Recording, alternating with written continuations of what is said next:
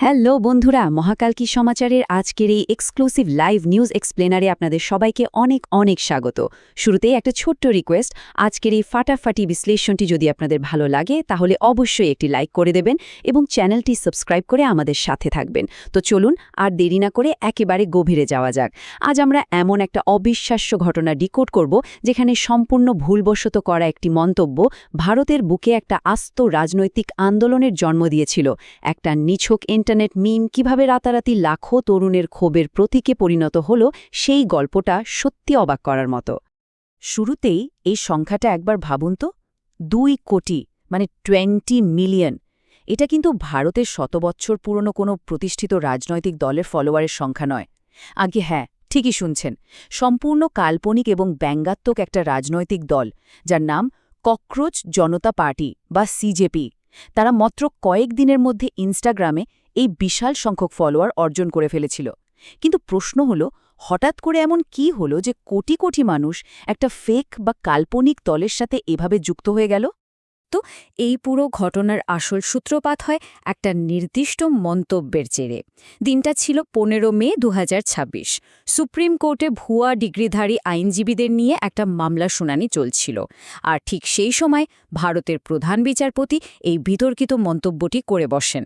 যদিও পরবর্তীতে তিনি স্পষ্ট করেছিলেন যে তার এই মন্তব্যটি শুধুমাত্র ভুয়া ডিগ্রিধারী আইনজীবীদের উদ্দেশ্যে করা হয়েছিল, দেশের বেকার তরুণদের উদ্দেশ্যে নয়। কিন্তু ততক্ষণে যা ঘটার তা কিন্তু ঘটে গেছে। এই কথাটা দেশের তরুণ প্রজন্মের মধ্যে রীতিমতো দাবানলের মতো ছড়িয়ে পড়ে, আর দেশ জুড়ে তৈরি হয় এক তীব্র ক্ষোভ। পর্ব 1, তেলাপোকার জন্ম, কিভাবে একটি কৌতুক বিশাল শক্তিতে পরিণত হল। সমাজের যে অংশটি এই মন্তব্যের নিজেদের অপমানিত বোধ করেছিল তারা কিন্তু দমে যায়নি। উল্টে তারা এই তেলাপোকা বা ককরোচ তকমাটাকেই নিজেদের প্রতিবাদের হাতিয়ার হিসাবে লুফে নিল। প্রধান বিচারপতির ওই মন্তব্যের ঠিক পরের দিনই রাজনৈতিক যোগাযোগ কৌশলবিদ এবং আম আদমি পার্টির প্রাক্তন কর্মী অভিজিৎ দীপকে এই ক্ষোভটাকে একটা শক্ত প্ল্যাটফর্মের রূপ দেন। আধুনিক এআই টুলের সাহায্যে তিনি চালু করেন ককরোচ জনতা পার্টি। ভারতের ক্ষমতাশীল দল ভারতীয় জনতা পার্টির নামের ঠিক একটা প্যারোডি করে এই নামটা রাখা হয়। আর এর ট্যাগলাইনটা ছিল একেবারে সোজা সাপটা, অলস ও বেকারদের কণ্ঠস্বর। এদের মেম্বারশিপ পাওয়ার ক্রাইটেরিয়াগুলো শুনলে আপনারা জাস্ট চমকে যাবেন। ডার্ক কমেডির এর থেকে ভালো উদাহরণ আর হতেই পারে না। বেকারত্ব, অলসতা, সারাদিন ইন্টারনেটে পড়ে থাকা, এই যে বিষয়গুলোর জন্য আজকে জেনজি বা তরুণ প্রজন্মকে কথায় কথায় সমাজের খোঁটা শুনতে হয়, সিজেপি সেগুলোকে রীতিমতো যোগ্যতার মাপকাঠি বানিয়ে ফেলল। আর ঠিক এই জায়গাতেই জিনিসটা দারুণভাবে ক্লিক করে গেল। লাখো তরুণ অনুভব করল কেউ অন্তত তাদের ভাষায় তাদের হয়ে কথা বলছে। পর্ব 2, জেনজি আরও বেশি কিছু চায়। এই ব্যঙ্গের পেছনের আসল উদ্বেগটা কোথায়? দেখুন, এটা কিন্তু শুধু একটা মজার ইন্টারনেট জোক ছিল না। এই ব্যঙ্গাত্মক মোড়কের ভেতরে লুকিয়ে ছিল এক গভীর অর্থনৈতিক হতাশা। একটু ডেমোগ্রাফিক ডেটার দিকে নজর দিলে আমরা দেখতে পাব ভারতের মোট ভোটারের প্রায় 25% হল এই 18 থেকে 34 বছর বয়সী তরুণরা। এটা একটা বিশাল বড় জনসংখ্যা। চাকরি আর অর্থনৈতিক সুযোগের অভাব নিয়ে এরা মারাত্মকভাবে চিন্তিত। তরুণদের এই দাবিগুলো কিন্তু যে কোনো সাধারণ নির্বাচনের পুরো গেম প্ল্যান বদলে দেওয়ার ক্ষমতা রাখে।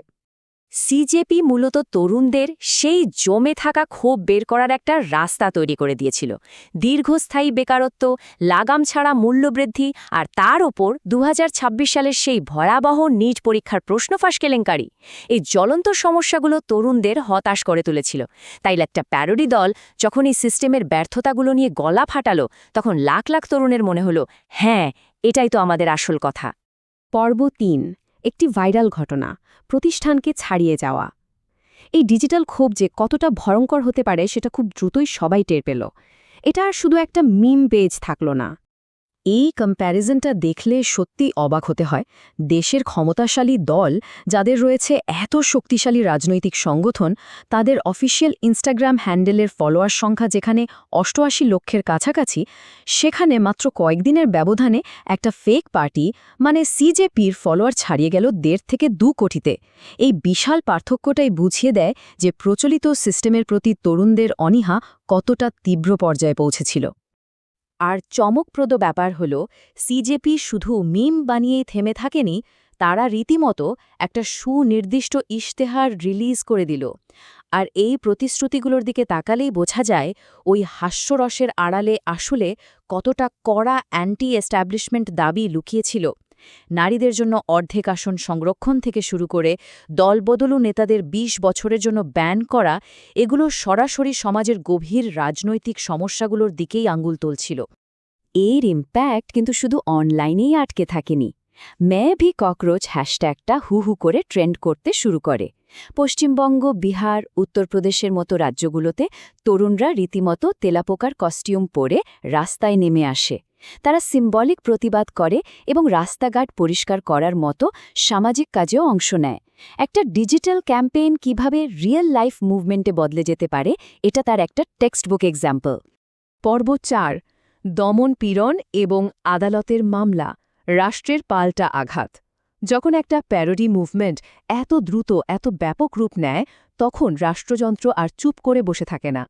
মে মাসের শেষের দিকের এই টাইমলাইনটা একটু খেয়াল করুন, তাহলেই বুঝতে পারবেন পরিস্থিতি কত দ্রুত পাল্টেছিল। ২১শে মে সিজেপির এক্স অ্যাকাউন্ট ব্লক করা হয়। পরের দিনই প্রতিষ্ঠাতা হত্যার হুমকি পান। তারপর website down, Instagram account hack, পরপর সব ঘটতে থাকে।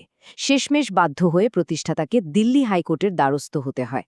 বোঝাই যাচ্ছে সরকার এই ডিজিটাল মুভমেন্টটাকে কতটা সিরিয়াসলি নিয়েছিল। আইনি দিক থেকে ব্যাপারটা কিভাবে হ্যান্ডেল করা হলো সেটা জানা জরুরি। তথ্য প্রযুক্তি মন্ত্রণালয় এই ক্ষেত্রে তথ্য প্রযুক্তি আইনের ধারা ৬৯ প্রয়োগ করেছিল। গোয়েন্দা সংস্থা বা আইবি রিপোর্ট দিয়েছিল যে এই মুভমেন্টের ব্যাপক জনপ্রিয়তা জাতীয় নিরাপত্তার জন্য হুমকি স্বরূপ হতে পারে। অর্থাৎ খুব স্পষ্টভাবে একটা স্যাটায়ার বা ব্যঙ্গাত্মক পেজকে সরাসরি রাষ্ট্রীয় নিরাপত্তার ইস্যু হিসেবে ট্রিট করা হলো।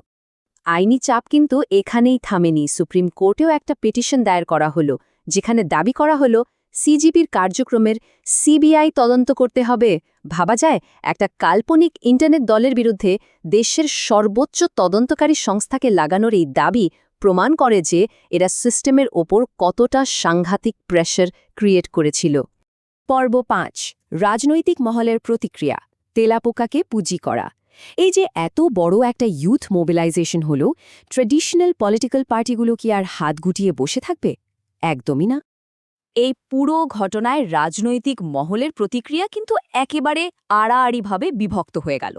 একদিকে বিরোধী দলগুলো, যেমন কংগ্রেস, তৃণমূল কংগ্রেস, সমাজবাদী পার্টি, তারা এই আন্দোলনকে তরুণদের জেনুইন ক্ষোভ হিসেবে সমর্থন জানালো। অন্যদিকে শাসক দলের নেতারা এটাকে সম্পূর্ণ প্রপাগান্ডা বলে উড়িয়ে দিলেন। কেউ কেউ দাবি করলেন এদের নাকি প্রায় অর্ধেক ফলোয়ারই পাকিস্তান থেকে আসছে। মানে খুব স্বাভাবিকভাবেই এই মুভমেন্ট ঘিরে একটা মারাত্মক রাজনৈতিক মেরুকরণ তৈরি হয়ে গেল। কংগ্রেস সাংসদ শশী থারুরের এই মন্তব্যটা এই পুরো সিনারিওটাকে খুব সুন্দরভাবে সামারাইজ করে। একটা সুস্থ গণতান্ত্রিক দেশে পাবলিকের ফ্রাস্ট্রেশন প্রকাশের জন্য ব্যঙ্গ বা স্যাটায়ার কিন্তু ভীষণ দরকারি একটা টুল।